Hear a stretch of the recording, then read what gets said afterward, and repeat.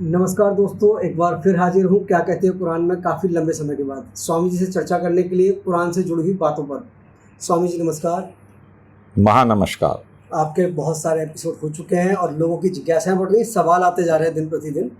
तो आज मेरा पहला सवाल है कि इस्लाम की मान्यता है कि पुनर्जन्म नहीं होता है जी। जबकि आप पिछली चर्चाओं में बताते रहे हैं कि मैं कुरान से साबित कर दूंगा कि पुनर्जन्म होता है।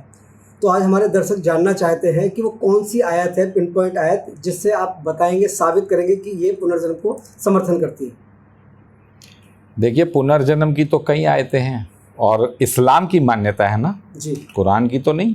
इस्लाम की मान्यता है। आपको पहले हजारों बार बता दिया गया है कि इस्लाम अलग है, कुरान अलग है। बिल्कुल 360 डिग्री उल्टे पे इस्लाम है। अगर कुरान जा रही है नॉर्थ में तो ये जा रहे हैं साउथ में, कुरान जा रही है ईस्ट में तो ये जा रहे हैं वेस्ट में। तो देखिए, कई आयतें हैं। जैसे एक आयत आपको एक एपिसोड में बताई भी थी कि फिर हम तुमको एक दूसरी कौम में पैदा कर देते हैं। तो आपको बताया था कि कौम भी सर्टिफाइड हो रही है और पुनर्जन्म भी सर्टिफाइड हो रहा है। अल्लाह कह रहे हैं फिर तुमको दूसरी कौम में। ये शायद एपिसोड 50 में है ये बात। तो देखिए, अब पिन पॉइंट आयत में आपको जो है सूरे 13 है, रेयद की आयत है। सूरह तो अब देखिए, प्रोनाउंसिएशन को लेकर यहाँ हमेशा गफलत बनी रहेगी, क्योंकि प्रोनाउंसिएशन आपको पता है ब्रिटेन की इंग्लिश दूसरे टाइप से बोलते हैं, अंग्रेज दूसरे टाइप से बोलते हैं, डिक्शनरी दोनों की एक है नहीं। ठीक है। तो वो जो है, अब उसमें रेयद जो इनकी है उसमें अल्लाह कहते हैं और अगर तुमको ताज्जुब हो। अब देखिए, पिन पॉइंट आयत आप पूछ रहे हैं तो पिन पॉइंट आयत, फिर आपको यह भी बताया जा रहा है कि कोई भी आयत जो बताई जा रही है यहां, वो बताई जा रही है एक लपेटा, ताकि आपको समझ आ जाए, सुनने वालों को समझ आ जाए। और जब वर्ड टू वर्ड उसको चैलेंज किया जाएगा तो कह रहा है वर्ल्ड के सारे फिलोसफर बैठ जाए, फिर वर्ड टू वर्ड वो डिस्कस करके बता देगा। मगर क्योंकि यहां पर कुरान एक तो हाफिज होती है, एक तो रटना होता है, एक समझना होता है। तो ये संसार का लॉ है कि फिजिक्स का टीचर ही केवल समझ सकता है और रट सकता है। इसके अलावा स्टूडेंट या तो समझ जाएंगे या रट जाएंगे। कोई एक चीज हो सकती है, कोई एक चीज हो सकती है, या तो समझी जाएगी या रटी जाएगी। तो हाफिज सारे रट लेते हैं, ये समझना बड़ी दूर। तो चलिए उस पे आ जाते हैं मेन पॉइंट पे। तो उसमें जो है, उस आयत में कहते हैं कि अगर तुमको ताज्जुब हो इनकी बातों पे, तो तुमको एक ताज्जुब इनकी इस बात पे भी होगा कि ये इन्होंने कहा कि क्या जब हम मरकर मिट्टी बन जाएंगे तो क्या हमको दोबारा पैदाइश की जाएगी। पैदाइश क्या वर्ड? रीबर्थ। Yes. बस ऐसे ही लोग इंकारी हैं, ऐसे लोग अल्लाह के इंकारी हैं। इनकी गर्दनों में तौक के फंदे डाले जाएंगे और इन लोगों को सजा दी जाएगी, यही जहन्नमी है। अब देखिए, आयत आपने सुन ली, लपेटा आपने सुन ली, लपेटा मैंने बता दी। अब अल्लाह इसमें कहते हैं कि ऐसे लोग, जब आपको ताज्जुब होगा जब इन्होंने कहा कि जब हम मर के मिट्टी हो जाएंगे तो क्या हमको दोबारा पैदाइश किया जाएगा। तो देखिए, आ जाइए सनातन धर्म पे, आ जाइए क्रिश्चियनिटी पे, आ जाइए दूसरे धर्मों पे, सिख धर्म पे या जो भी धर्म है, बौद्ध धर्म है, जो भी हैं। खास तौर से हम सनातन को ही 1 to 1 लेते हैं, क्योंकि सनातन का और इस्लाम का ही मुकाबला है पूरे वर्ल्ड में। बात इन्हीं के ऊपर आएगी, बात और कहीं नहीं आएगी। इस्लाम और सनातन धर्म का ही मेन फाइनल राउंड पे, स्प्रिंट में जो 100 मीटर में यही दो आगे पहुंचेंगे। बस ये है कि निकलेंगे ईसा मसीह लास्ट में। मतलब हर धर्म का अपना मजा है। यहूदी कामयाब हो जाएंगे कि आखिरी उनकी बात सर्टिफाइड होने जा रही है। आखिरी आएगा, नबियों को सबको गोल करके डब्बा, नबियों को वापस भेज देगा। नबी सिस्टम ही संसार से वो खत्म कर देगा। तो देखिए, यहूदी अपनी जगह सही है, क्रिश्चियनिटी अपनी जगह सही है। ईसा will return, Jesus will return. Christianity का आना ईसा मसीह नहीं है, ईसा मसीह नहीं आकर ये गफलत दूर करनी है। सनातन धर्म यूं जीत जाएगा कि आया उनकी कौम में, आया उनके उसमें। और इस्लाम यूं जीत जाएगा कि ऊपर अल्लाह ही है। वो आपको बताया जा रहा है ऊपर अल्लाह है, जिनका सबसे फेवरेट धर्म है सनातन। और जो नबी इस बार उन्होंने भेजना है वो भेजना है क्रिश्चियनिटी की किताब का। और वो तो अब देखिए, जब आप उसी पे आइए आयत पे कि जब इन्होंने पूछा जब हम मर के मिट्टी हो जाएंगे तो क्या हमें दोबारा पैदाइश दी जाएगी। सनातन धर्मी ये बात कह देगा? वो तो एक दिन में 100 बार कहता है, साले तूने पिछले जन्म में गड़बड़ की होगी इसीलिए कुत्ता इस बार। सनातन धर्म तो मानता है एक दिन में 100 बार बोलता है वो। तो सनातन धर्मी ये कह सकता है? इस्लाम की किताब है कुरान, तो इस्लाम वाले क्यों इस बात को डिनाई करते हैं कि ये सुप्रीम कोर्ट से पढ़वा लें ये आयत।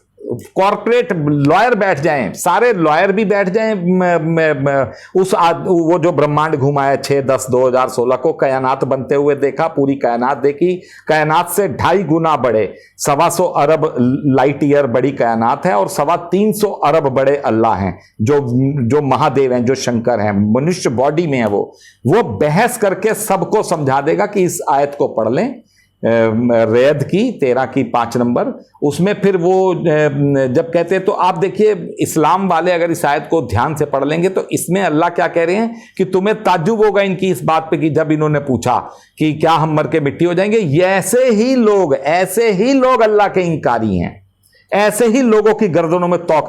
तो हिंदू तो कहता ही नहीं, सनातन धर्मी तो कहता ही, वो फट से कहता है अगला जन्म पिछला जन्म, अगला जन्म पिछला जन्म, दिन में वो तो पूछता ही नहीं। आप पूछते हो किसी से? हमेशा कहता है मेरे अच्छे कर्म होंगे तो आगे मुझे आगे, हाँ आगे, वो तो एक दिन ऐसा कभी सनातन धर्मी कोई कह सकता है? अब ये बात कौन कह रहा है? ये बात पूछ रहा है इस्लाम वाला कि ऐसा कभी होगा। तो अल्लाह कहते हैं जो ये पूछ रहा है, जो ये कह रहा है, जो क्वेश्चन मार्क में ले रहा है इस बात को, वो अल्लाह का इंकारी है। इसके अलावा आपको बता ही दिया कि एक कौम में दूसरी कौम में हम पैदा कर देते हैं, ये वो। तो ये बिल्कुल क्लियर कट बात है, पुनर्जन्म स्थापित हो रहा है, हर हाल में हो रहा है। अगर बात की जाए तो जो आयत बता रहे हैं कि लोग पढ़ के उसमें जान सकते हैं कि हाँ कुरान में लिखा है। देखिए कुरान में ये आयत पढ़ लें, इसमें साफ लिखा हुआ है। कुरान की ही एक बड़ी सुंदर आयत है कि सच्चे ईमान वालों की एक पहचान ये भी है कि वो आंख मूंद कर किसी भी आयत पर भरोसा नहीं करते। देखिए कहां कहां अल्लाह डांट लगा रहे हैं इस्लाम वालों को, आंख मूंद कर किसी भी आयत पर भरोसा नहीं करते, वो पहले जांचते परखते हैं, समझते हैं, फिर उस आयत को मानते हैं। ये भी आ रही है, एक आयत ये भी आ रही है। चलिए अगला प्रश्न मैं आपसे पूछना चाहूंगा जी कि ये जो 5 वक्त की नमाज पढ़ते हैं इस्लाम मुस्लिम लोग, जी जी जी, तो क्या कुरान में इस चीज का जिक्र है 5 वक्त की नमाज का? क्योंकि पूरे संसार में नॉइज प्रोडक्शन की बात की जाती है, चर्चा होती है, तो ये 5 वक्त की नमाज सामने आ जाती है निकल के। क्या है पूरा मामला? देखिए आपकी पत्रकारिता को मैं 10 में से 10 नंबर देता हूँ। आपने नॉइस प्रोडक्शन बोला है अभी, नॉइस पॉल्यूशन नहीं, है ना, क्योंकि नमाज का मामला है जी। तो देखिए ऐसा कोई आदेश नहीं है कहीं भी, ऐसा कहीं भी कोई आदेश नहीं है 5 बार नमाज का, ना कोई नमाज का परफॉर्मेंस मेथड बताया गया, ये बार बार बताई जा रही है। नहीं बताई गई, कोई नमाज की कोई पद्धति नहीं बताई, कोई कुछ नहीं बता रखा। कुरान में केवल नमाज जो आपको बता दिया गया कि सरदार अपनी आरती करें, हिंदू अपनी आरती करें, अंग्रेज अपनी आरती करें। तो देखिए एक चैप्टर 11 नंबर की आयत नंबर 114, जिसमें अल्लाह कहते हैं कि दिन के दोनों सिरों पर नमाज कायम करो, और एक डेढ़ लाइन की, दिन के दोनों सिरों पर नमाज कायम करो, नमाज कायम करो। नमाज का तो कोई मेथड है ही नहीं, ये सबके लिए। और कुरान कह रही है, ये अल्लाह कह रही है, कुरान समस्त लोगों के लिए नसीहतनामा है, संसार के सारे लोगों के लिए। मगर क्योंकि इन्होंने, इस्लाम वालों ने, अल्लाह वालों ने इतना बदनाम कर दिया इस सिस्टम को लेकर, इतनी मारकाट मचा दी, इतना काफिर कुफिर। तो देखिए अल्लाह, छोड़िए इसी पे आ जाइए। तो अल्लाह कहते हैं कि दिन के दोनों सिरों पर नमाज कायम करिए और रात के एक हिस्से में भी। तो कितनी बार नमाज हुई? 3 बार। 3 बार का साफ आदेश है। 114 नंबर आयत, 11 नंबर चैप्टर, सूरह नंबर 11, क्लियर कट आदेश है 3 बार का। 5 बार का तो कहीं है ही नहीं। लाएं वो कुरान की वो आयत खोलें, वो सिर माथे पे लगाने को तैयार है। वो कहता है अगर 5 बार का आदेश है तो बताएं, 3 बार का है। और देखिए हदीसों में भी एक बात इनकी आती है, हदीसों में जो कथा कहानियां, भाई अकीदे तो सबके हजारों बन जाते हैं, सनातन धर्म की हजारों कहानियां हैं, क्रिश्चियनिटी की हजारों कहानियां हैं, इस्लाम की हजारों। हाँ, धरती पे धर्म को लेकर जो भी एक्टिविटीज हो रही हैं, साम दाम दंड भेद कैसी भी, वो जरूर बात है कि वो अल्लाह वाले ही कर रहे हैं। इस्लाम वालों के अकीदे, हज, नमाज, उमरा, मतलब अल्लाह को लेकर परफॉर्मेंस एक्शन इतने ज्यादा हैं कि वो कहीं धर्म को उसके पासन भी नहीं बैठता। बड़ी अच्छी बात है, मगर बात वही है समझने की, जब ये कुरान समझ आएगी, एक नया इस्लाम खड़ा होगा, एक नया संसार खड़ा होगा, जहां कोई नबी पैगंबर नहीं होगा, जहां केवल अल्लाह होंगे और अल्लाह की जमात होगी, जो अल्लाह कहते हैं। तो देखिए जो उसमें आता है कि तुम दोनों सिरों पे और रात के एक हिस्से में। अब रात के एक हिस्से में कौन सी नमाज है?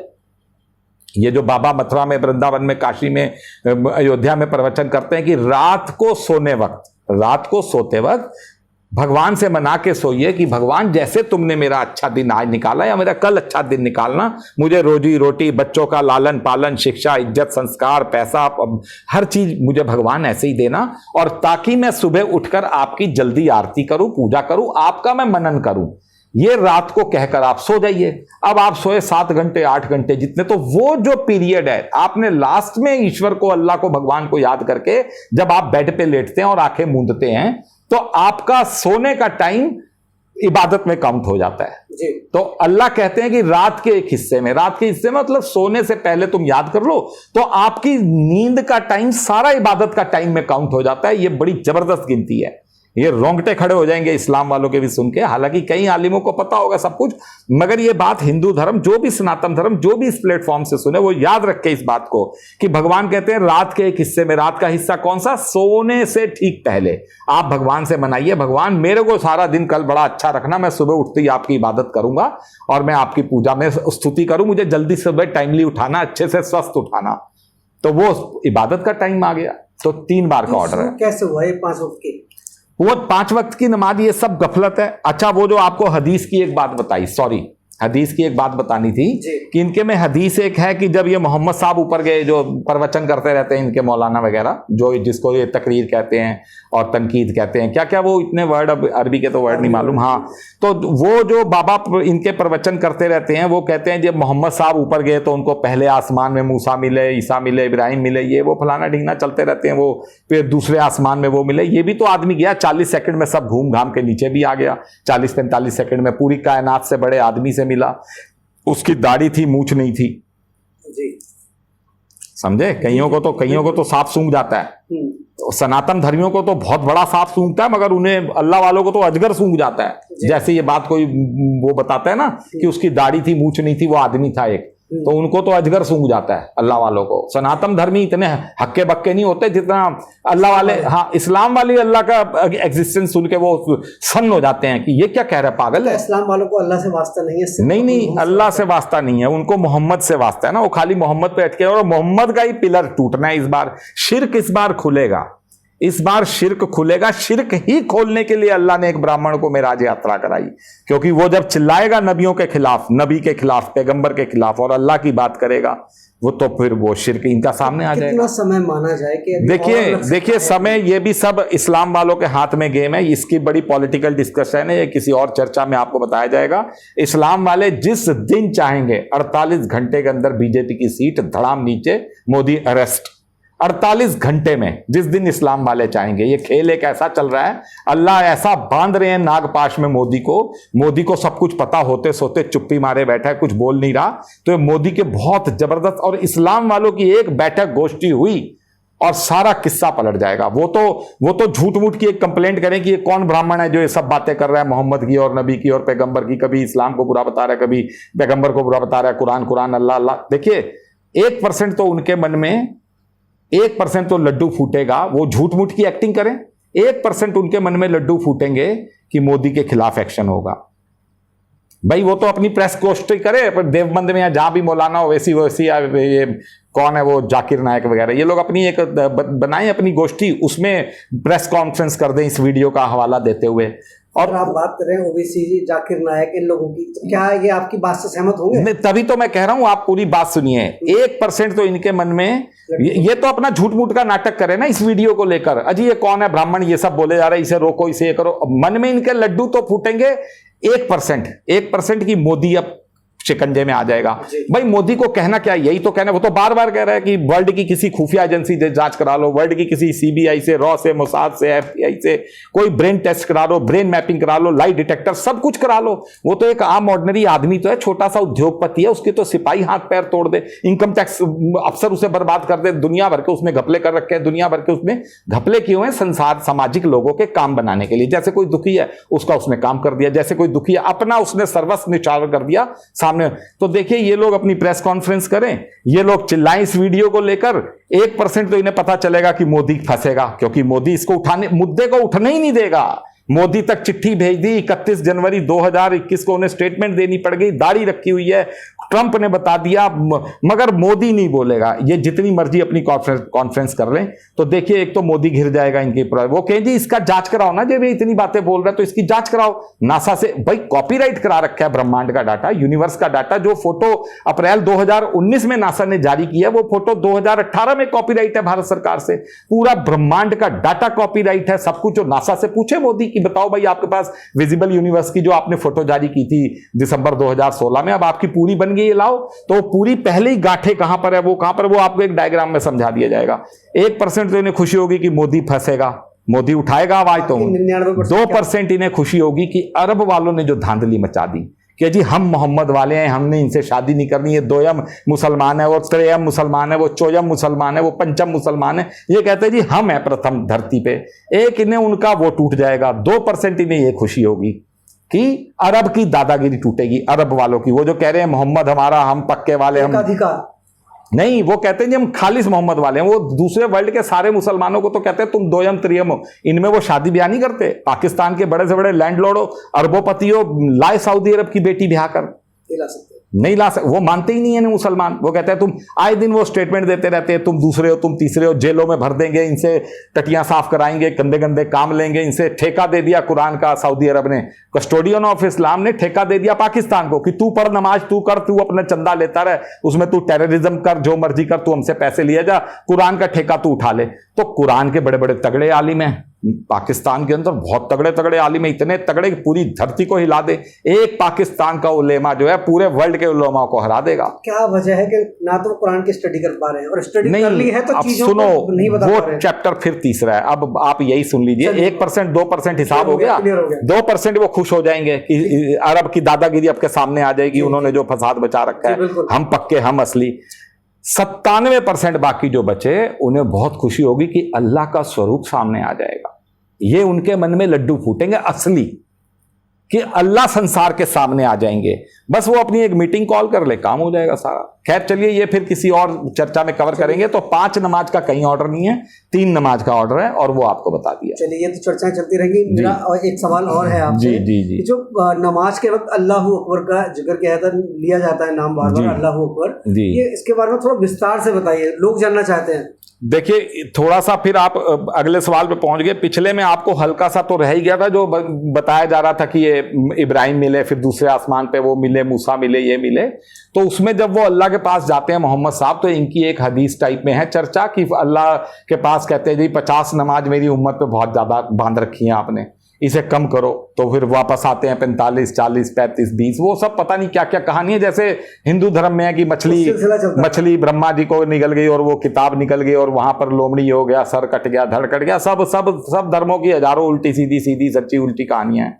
तो उसमें फिर अल्लाह से अपनी उम्मत के लिए नमाज घटा के लाते हैं। 50 थी जो पाबंद, उसको 5 पे लेकर आते हैं। तो इस बार वो भी जो 6/10/2016 को अल्लाह से मिलाया, वो इनकी फालतू की नमाजें काटेगा जब उसका आएगा समय। और आना जरूर है अल्लाह की, वो अकेला ही भिड़ा हुआ है। कोई भी पॉलिटिकल पार्टी, कोई भी दल, कोई भी, वो कहते हैं जी जुटो लड़ो तब साथ चलेंगे। वो किसी को नहीं कह रहा जुटो मेरे साथ, उसे पता है अल्लाह मेरे साथ है, अल्लाह कर देंगे इस काम को। तो वो अकेला ही चल रहा है, अकेला ही उसके इस रास्ते। तो वो जो है, वो जिस दिन स्थिति आएगी संसार में, वो नमाजें कम कर देगा इनकी। चलिए ठीक है, अब आइए अल्लाह अकबर। हाँ, अल्लाह अकबर के ऊपर जो है ना, ये भी बड़ा अपने आप में कंट्रोवर्शियल सवाल है।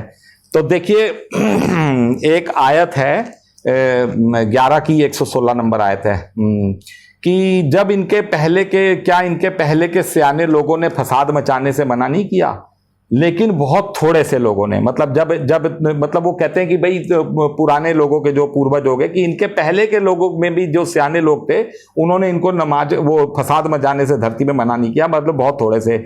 अल्लाह कहते हैं उन थोड़े से लोगों को बचा लिया गया। आगे लिखते हैं, मगर इनकी ज्यादातर जो वो थी तादाद, वो ऐश प्रस्त और मस्त लोगों के साथ अपनी जिंदगी काटते रहे और जालिमों के दोस्त बन गए। तो अल्लाह कहते हैं उन थोड़े से लोगों को बचा लिया गया जिन्होंने फसाद मचाने से मना किया। यह आज समझ गया आप? ये देखिए कैसी आयत है ये, तो तभी तो बताया जा रहा है। इस्लाम को भी इस बार कुरान के मायने पता चलेंगे। कुरान प्रैक्टिकल किताब है। कुरान आज जो धरती पे घटित हुआ है, वो कुरान में पहले ही दर्ज है। कल जो घटित होगा वो दर्ज है। 1000 साल बाद जो घटित होगा वो कुरान में दर्ज है। अब देखिए अल्लाह कहते हैं इनके पहले के सियाने लोगों ने इन्हें फसाद मचाने से मना किया, मना नहीं किया, क्यों नहीं किया? और जो थोड़े से लोगों ने मना किया उन्हें हमने बचा लिया। अब देखिए अल्लाहू अकबर, बेसिकली तो इसका सनातन धर्म के साथ रिलेशन ये है कि जो महादेव जब वो ब्रह्मांड गया, घूम कर आया, कैनात से 2.5 गुना बड़े आदमी से मिला, जब वो वापस चला अपने घर की तरफ तो उसके दिमाग में यही बात नाजिल की गई, अच्छा ये हैं शंकर भोले भंडारी महादेव जिन्हें हम अल्लाह के नाम से बुला रहे हैं। तो वो जब वापस, उसके बाद ये जैसे ही आंसर आया वो वापस आ गया अपने कमरे में, 8-9 सेकंड लगे वो अपने कमरे में वापस आ गया, बॉडी सहित गया, इसी बॉडी में गया, सब मिलकर आया, सारे डाटा हैं। तो देखिए अल्लाहू अकबर क्या है ये पूरा? ये हिंदू क्या कहते हैं? देवों के देव महादेव, अल्लाहू अकबर, अल्लाह यानी जो बहुत बड़ा, और देवों के देव महादेव। तो दोनों तरफ एक ही बात आ गई। अब देखिए अल्लाहू अकबर पे आई है। अकबर कहां से आ गया? अकबर कहां से आ गया? अकबर एक ऐसा राजा रहा जिसको इस्लाम वाले तो कोई यहूदी बुलाते रहे, काफिर बुलाते रहे, ये करते रहे, वो करते रहे। अकबर के बारे में कहते हैं जी ये मरने से पहले ईमान ले आया था, मतलब वो ईमान ही नहीं। अकबर ने क्या किया? अकबर ने जब देखा ये सारी गफलत है धरती के ऊपर, ये सारा समस्याएं हैं वो है, तो अकबर ने क्या किया? 500 आलिम बुलाए, 5 साल 3 साल तक का उन्हें होमवर्क दे दिया। सरदार हिंदू मुस्लिम सिख ईसाई बौद्ध क्रिश्चियनिटी उन्हें सब बुला लिए, यहूदी पहूदी, 2-2 4-4 आलिम बुला लिए और अपनी राज्य में ठहराकर अकबर ने सबको समय दिया कि भाई तुम 6 महीने 8 महीने 1 साल होमवर्क कर लो और जो बेस्ट चीजें छांट कर सामने रख दो। सबने छांट के सामने रख दी। तो अकबर ने देखा भाई ये तो खिचड़ी पकड़ी पड़ी है, हर धर्म में अच्छी बात है, हर धर्म में गलत बात है। तो अकबर ने क्या किया? अकबर ने एक दीन इलाही एक स्थापना की, दीने इलाही। अच्छा, उसने भी जो इलाही स्थापना की, अरबी में इला को कहते हैं भगवान, तो इला का ही आ गया अल्लाह। यहां सनातन धर्म में इला देवी का एक जिक्र है, जो 6 महीने नर 6 महीने नारी, इस टाइप से करके इला एक वर्ड है। तो अकबर ने जब देखा कि सनातन धर्म में जो इला है वो आगे अल्लाह हुआ, या अल्लाह है वो इला ही है, अल्लाह इला, तो उसने दीने इलाही मतलब इला मतलब भगवान ही, उसमें देखिए उसमें अकबर ने सारे धर्मों का समावेश करके एक धर्म शुरू कर दिया और उसका नाम दिया दीन इलाही। उसमें मात्र 19 ही लोग उसमें ईमान लाए, उस धर्म पे मात्र 19। तो ये ऐसी मैथमेटिक्स है कुरान की आई कि जब ये इस्लाम वाले समझेंगे तो सिर पकड़ के दीवारों में मारेंगे कि ये कहां की गिनती कहां निकाल रखी है अल्लाह ने, क्योंकि अल्लाह को पता था अकबर आएगा, उसके 19 बंदे होंगे, और ये अभी बातें आपको बताई नहीं जा रही, जो आलिम है वो समझ जाएंगे 19 गिनती कहां पहुंची।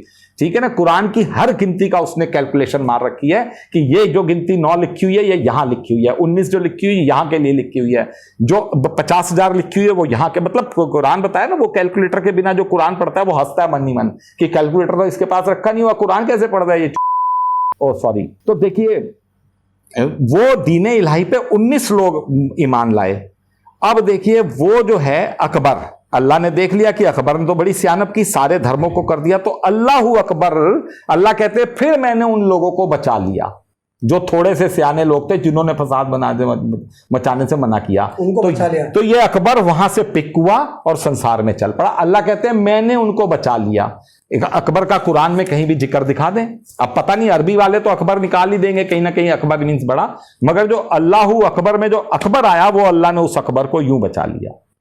ये है सारा मामला। कुरान बड़ी रहस्यमयी होती है, बहुत रहस्यमयी, बहुत स्वामी जी आपका समय देने के लिए बहुत बहुत धन्यवाद। हाँ, कुरान जो है ना, इस्लाम वाले 360 डिग्री पे खड़े हैं, कुरान इधर है वो इधर है। जब ये बातें खुलेंगी वो डिस्कस होगा, वर्ल्ड डिस्कशन होगा, महाचर्चा होगी संसार की, तो वो कह रहा है कि कोर्ट में आ जाए, लंच ब्रेक होने से पहले वो साबित कर देगा कि कुरान काफिर इस्लाम को बता रही है, ईमान वाले सनातन धर्म को बुला रही है, कुरान ही कह रही है। बहुत बढ़िया, बहुत अच्छा लगा आपसे बातें करके, रहस्यमय बातें जानकर। और दर्शकों से कहना चाहूंगा आप हमसे जुड़े रहिए, लाइक और सब्सक्राइब करना ना भूलें।